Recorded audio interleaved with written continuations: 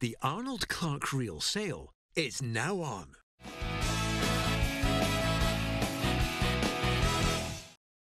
Welcome to Peter and Roughie's Football Show on PLZ Soccer's YouTube and Facebook channels. I'm Peter Martin, absolutely delighted to have your company on this Monday.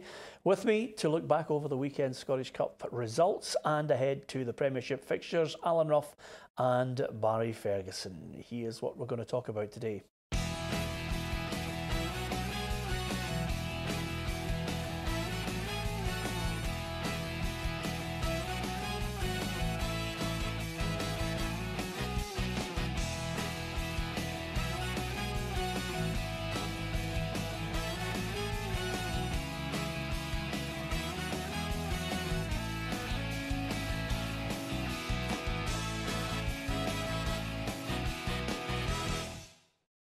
No doubt about the standout result in the fourth round fixtures over the weekend, Roughie. It was Auchinleck Talbot 1, Ayr United 0. Craig McCracken's goal will be one that he'll remember forever and a day. Yeah, I think on paper, I think Ayr United knew they were going to be in a tough game, and obviously with Shanklin not in the team, the main goal scorer, they were always going to struggle. But all credit to Auchinleck, they went about their job. And at the end of the day, I think they deserved to win.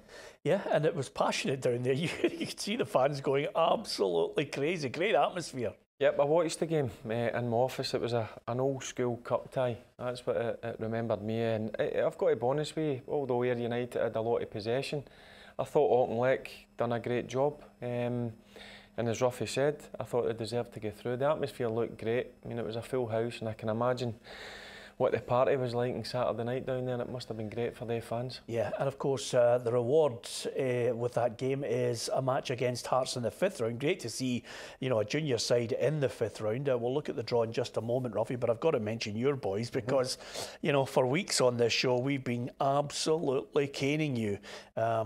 But they come up trumps. Gary Caldwell and Partick Thistle getting a 4-1 win. Yeah, we had a lot of possession of the ball. We got the first goal at the right time, you know, and then got the second one at the right time as well. But unfortunately, we lost a goal right after that, which put us under a wee bit of pressure for 5 or 10 minutes because all credit to them, they sensed they maybe could get a goal, but the other two goals just sort of won the game for us. We had plenty of chances, plenty of shots on goal, which is the promising side of it. Yeah, Gary mentioned after the game that it all seems to be about confidence now, just building the players' confidence to believe that they can, you know, get out of the mess they're in. Yeah, it's not only building the players' confidence, it's the supporters as well, because the supporters are on edge as well, you know, where we're sitting in the league.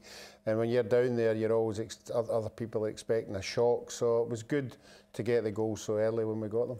Yeah, of the other teams that provided us with a little shock, I'm sure Ross County won't think it's too much of a shock knocking out Motherwell, but I just don't know what you get with Motherwell these days. One minute they look as if they're getting back on track, next minute they just derailed again. Yep, I've seen Motherwell a few times this season, and at times I've come away for the game thinking, I don't like them, I don't like the way they play. Then other times I've been to watch them and I've come out of the game thinking, oh, they're a good team. It's inconsistency, that's the problem at Motherwell at this moment in time, because for me they've got a lot of good players, but am I shocked at that result? No, I'm not, because I think Ross County have had a good season this year in the Championship. Again, they've got some really good players. I know it shocked a lot of people, that result, but not myself. Yep, okay, couple of replays and one fixture that should have been played on Friday night. Queen of the South, Dundee, Stenhousemuir, Aberdeen are the replays. Roughie, who are you going for there? Are you going for the bog standards Premier League teams? Yeah, I think you'd have to go for Aberdeen. Yeah, and I think the reality check, as Derek will be telling the players, is there for everybody to see. I think Dundee will get a tough game down there. It's obviously in the artificial surface, and they're quite a good record down there. So for me, the wee shock might be Dundee. Yeah, no surprise that Derek McInnes wants to keep Greg Stewart, you know, on a permanent deal after the loan period ends. But you know, if it was a surprise I'm getting him, certainly they've come up with the money. I think there's a longer promise for Greg Stewart that's influenced him to go to Aberdeen when it was all going so well at Killie. Yeah, but I think that's the only reason I think why Greg Stewart's went to Aberdeen, that come the end of the season that Aberdeen will come to an agreement with Greg Stewart to sign there. Because listen, he is, to be fair, his first spell up there, it wasn't great. He's come back up again this season, the first half to Kilmarnock, and he has been a difference for Kilmarnock. He's been great for Kilmarnock. So Aberdeen have got a player who's in fine form. and I'm sure Derek will be desperate to sign him up, because he is a quality player, the guy, when you play him in the right position. Yeah, we'll talk about your old club Rangers shortly, but let's look at the draw for the Scottish Cup. Rangers still to play Cowdenbeath in the rearranged fixture at the end of the month. But Roughie, there's a few tasty ties in there, I have to say. You know, Hibs against Raith Rovers won't be an easy one after Raith's convincing win in the Fife derby. And elsewhere, are you happy with East Fife? Yeah, we played East Fife in the Betfred at the beginning of the season. Again, it was the environment you had to get your head round. It's only got one big stand, and again, it's the artificial surface. We're a different side from that time when we played them. I think about half the team are new, so they won't remember the defeat that we had, hopefully. But no, I think the Highland Derby is a cracker for me, and I think that'll be absolutely superb. Yeah, there are indeed other fixtures that we can have a look at, Barry, because there's a second page to that where clearly Cowdenbeath Rangers still to be determined. Yeah, but listen, if Rangers go and be professional, I don't see why they can't win that game. Listen, it'll be surroundings that a lot of the guys have not been used to. I've been at Central Park myself. The pitch is bumpy, and it's a stadium that it's not exactly top quality. But I think Rangers should get through, and then they've got that difficult task going down to Kilmarnock, which is always a difficult place to go and try and get a result. Yeah, we'll get a wee teaser for that, wee taster, coming up on Wednesday night, Roughie. Yeah, and then Kilmarnock will feel confident. You know, any time Rangers have went down there recently, they put up a good show.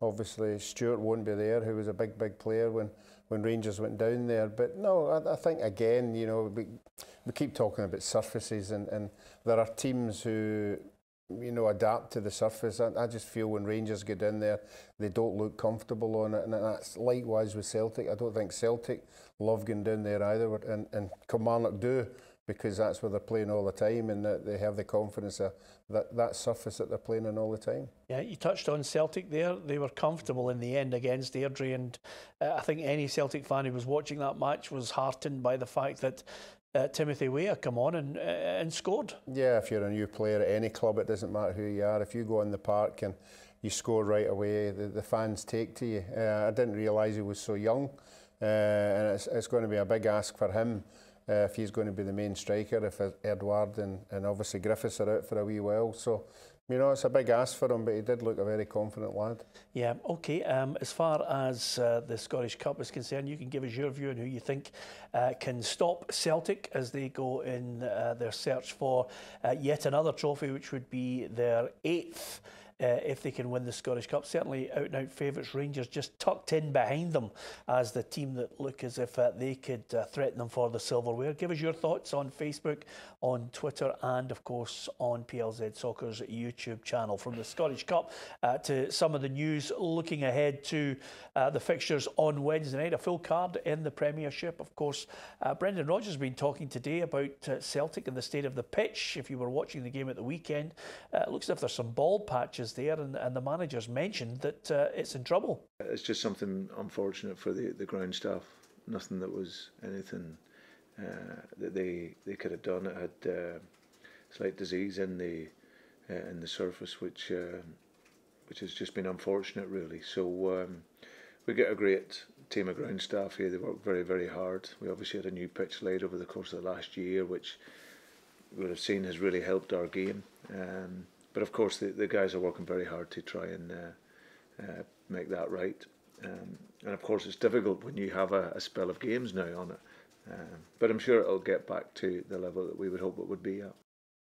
£1.5 million, a lot of money to invest in it just for it to go wrong early on. Yeah, it's not the first time we've seen that happening with pitches being laid. We all sit from the outside looking in thinking, no, it looks so easy, but there's so many things can go wrong. Obviously the temperature changing, you know, and everything that goes on in the environment. So I always think groundsmen have got a really, really hard job, as Brendan Rodgers said there, but I think Celtic have got the money and the facility to get it right. What about the players playing on the pitch, Barry? This is what Brendan Rodgers had to say about adding to the squad before this window closes. Of course, you'll always wait for quality. I think that's what's important for us. If you're going to bring in any players, they have to be of real, genuine quality, but they also have to be able to enhance our group. Like I say, there's no point in us bringing in players that's just going to just add to the players that we already have. They have to really be able to make a genuine difference. Fans will disagree with them, Barry, but I think they'll be miffed if they don't go out and buy quality, as Roughie alluded to earlier. Yeah, look, I know a lot of Celtic fans want to see new guys coming through the door. But listen, you don't want to go out and spend a few million on a player that's not going to come straight into your starting 11. I think he's wanting to sign players who come straight into the team. But listen, it's one of the ones that he had a tough summer trying to get players in. I know he's brought in 3 players already.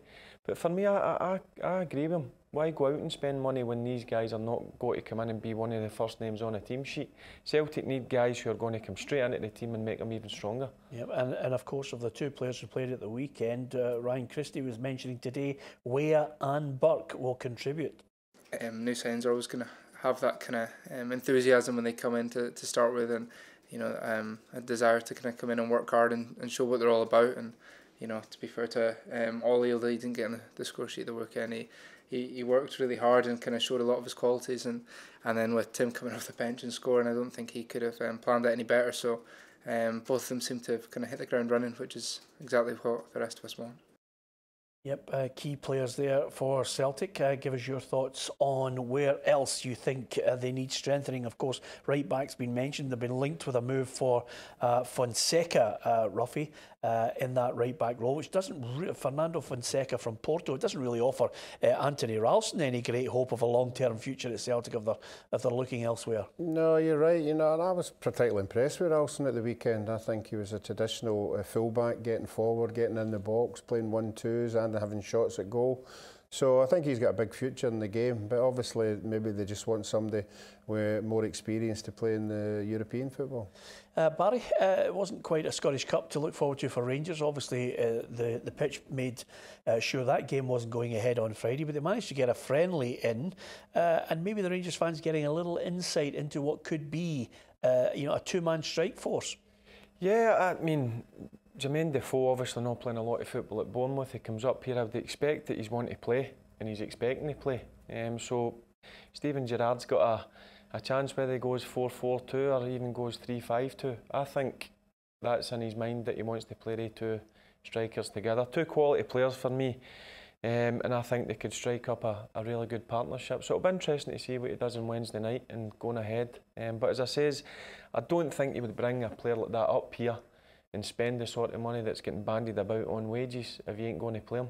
Yeah, I mean, there's a fair bit of chat about how much Rangers are spending on Jermaine Defoe's wages. Steve Clark's already come out and said, that if they're spending that sort of money, it could be the entire budget of his starting 11. Yeah, and I'm sure a lot of Rangers supporters will be up there hoping that the people in charge of the finances are doing it properly. Obviously there are ways to do it and ways not to do it, and we all know what happened the last time when there was too much money getting spent. So I would hope that Rangers are actively, just spending what they can spend. Yeah, I mean, would you throw in, if you were Killie boss, Steve Clark, would you throw in Jordan Jones against the team that he's obviously signed for? Does that affect players? No, I very much doubt it. I think if he's going to be professional, he's still got 5-6 months left of his contract at Kilmarnock to go. I'm sure the boy will want to go out and show Steven Gerrard what he's all about. So I don't think it will have any effect on Steve Clark's mind, and I don't think it will affect the boy. So I'm sure Steve Clark will play him, because for me, along with Greg Stewart, I know he's not there now, he is the difference for Kilmarnock at times. It was good to actually watch the Scottish Cup at the weekend, Roughie, but I get even more excited about the second half of this Scottish Premiership campaign now, because neck and neck, albeit Celtic have got a game in hand, but suddenly now we're back to where we were maybe, 10, 15 years ago. You're starting to look at every result. We have a bit of banter in here with each other, but fans are loving it. Social media goes crazy from one result to the next, and Wednesday throws that up again. And the reason I mention that is because, we're well aware, Killie are in there, Aberdeen, Celtic and Rangers, but Hearts and Hibs want to make a move as well. Hearts at times look good. The boy Van, I was curious to see if Hearts were going to go long all the time, because Vanacek's he's a tall striker, but they played some good football on the deck as well. Yeah, they did. I think they're still trying to get. I think he's still trying to get his best 11. I don't think he's really 100% sure who that is yet. So I think once they get, they're settled 11, I think they will kick on. But the good thing about it is it's not going to be Rangers and Celtic running away with it, because these other teams that you've spoken about will take points off both of them. They're all playing particularly well when they're at home as well. So I think it's going to be really tight. But I still think if you're a Rangers supporter with this transfer deadline nearly out the window, you'd be the more happier than the Celtic camp. Yep. Has that swayed your mind, Roughie? No, not at all. I'm just saying it'll be even tighter all the way. I mean, everybody's saying, Celtic will eventually draw 10, 15 points clear.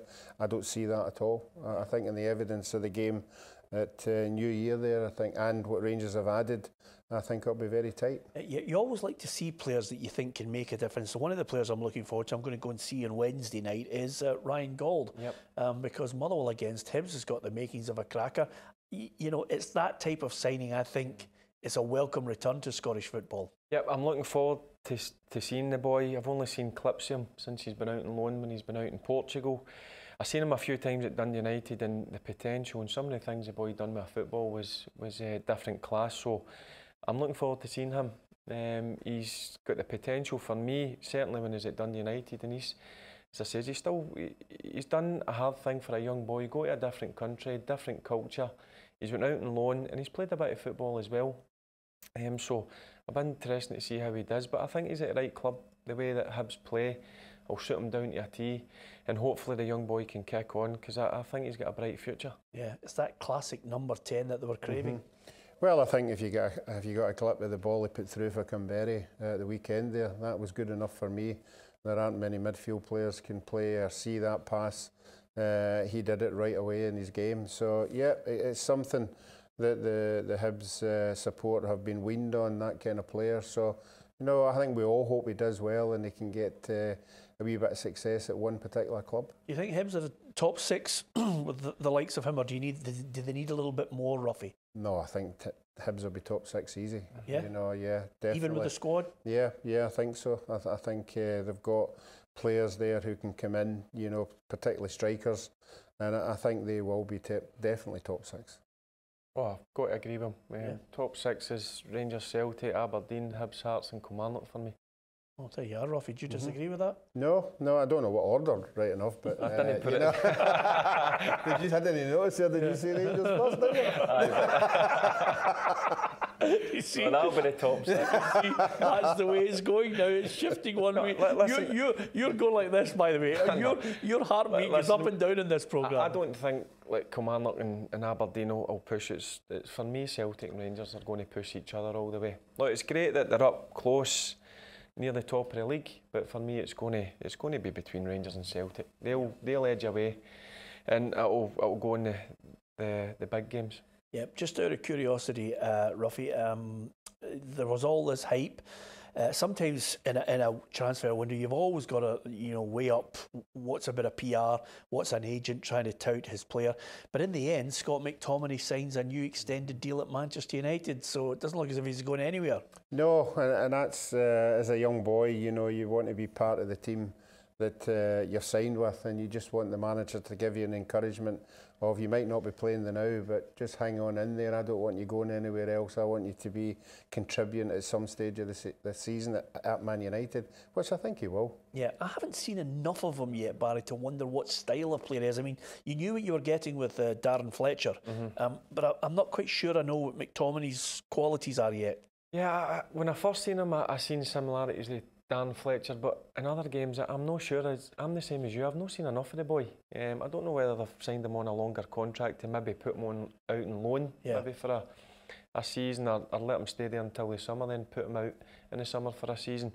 But I don't see him starting for Man United. I think Man United have got too many midfielders. I think it'll be tough for a young kid to get in that Man United team. But I need to see him more. I've not seen enough of him. Yeah. Okay. Right, just before we go, you guys picked who you think's going to win the Scottish Cup? No. No? No. Rangers or Celtic. Okay. Roughie? Yeah, I'll go Rangers. I'll go Celtic or Rangers. Listen, before we finish, I've got to tell you about something we were involved in yesterday. It was one of Barry's old teammates who popped up. We were out there at Firhill at the home of Partick Thistle. And of course, it was our quiz winners who were all there to try and win a Peugeot 3008, and one ex-Ranger stepped up to the plate. Alec Ray's already had one go just to get it all in place. And the car moves. Alec Ray to try and win the Peugeot 3008. It's a good one! Yeah! Williams won the car! What about that? Alec Ray has just planted the ball into the car, and William has won a Peugeot 3008. That is magnificent! William, how do you feel about that? Brilliant. Did you have every confidence in him? Okay.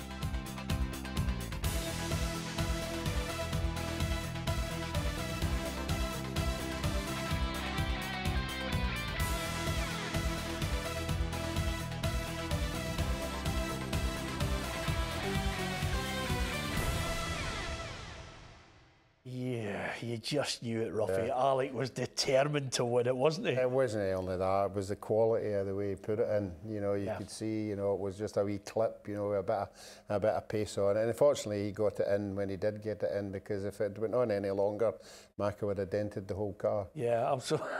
I was just about to say to you, it was great to see Frank McAvenny out there again. I felt for Rhonda Jones.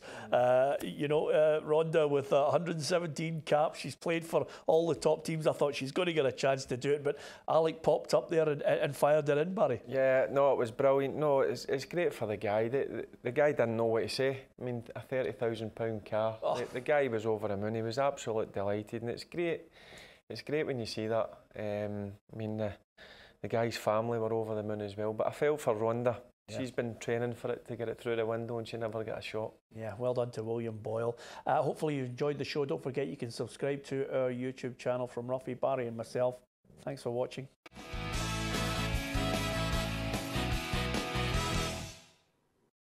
The Arnold Clark Reel sale is now on.